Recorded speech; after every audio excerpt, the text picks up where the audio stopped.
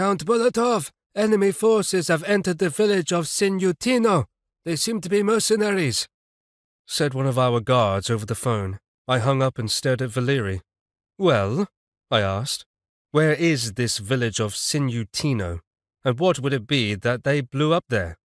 "It's not far," he said, calling up a map on his phone and showing me. "It's abandoned. It's been a long time since anybody's lived there, but I don't know what they blew up there." "Maybe they just wanted to draw our attention," suggested the Countess. Actually, that made sense. An act to intimidate us, as if to say, "We're in power here. You just hunker down in your castle and keep your head down." As if I'd do that.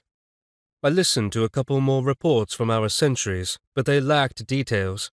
They just reported that equipment and a fairly large detachment of mercenaries had entered the village, but no one knew how many mercenaries were in the detachment. Victoria was not for confronting them, as they were a strong force, and why should we risk losing any of our people? Anyway, the village was empty with nothing of value. The mercenaries were many in number, plus they were well armed, while we had 40 guys at most, and they weren't even all in full health. As for weapons, we were woefully lacking in arms. "So what you're saying is abandon the village. Okay, but you said that we don't have weapons." I was indignant. What better way to get them if not from these mercenaries?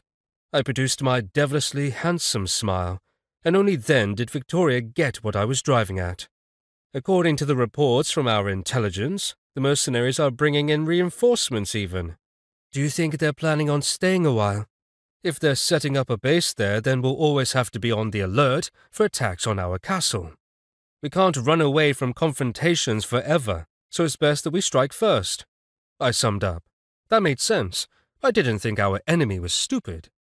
It was, in general, not wise to underestimate these guys. Even if they did something profoundly stupid, it was always worth considering the reasons why. We all wanted to live, and none of us wanted to lose. Thus, they must have set up in this abandoned village with one goal in mind, and that was to await reinforcements and to then strike. Or else maybe they wanted to take one village after another until we were surrounded.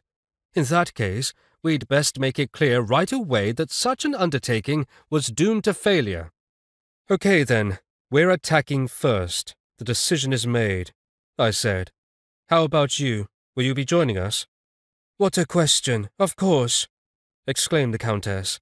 "Only I need corpses, but if they're old ones, completely damaged, I'll have to expend a lot of effort." "Don't worry about the corpses," I smiled. "There will soon be as many as your heart desires." I decided to take a dozen of our troops with us. I didn't see the point in taking any more, as we needed forces to guard the castle, and a large group would be harder to manage.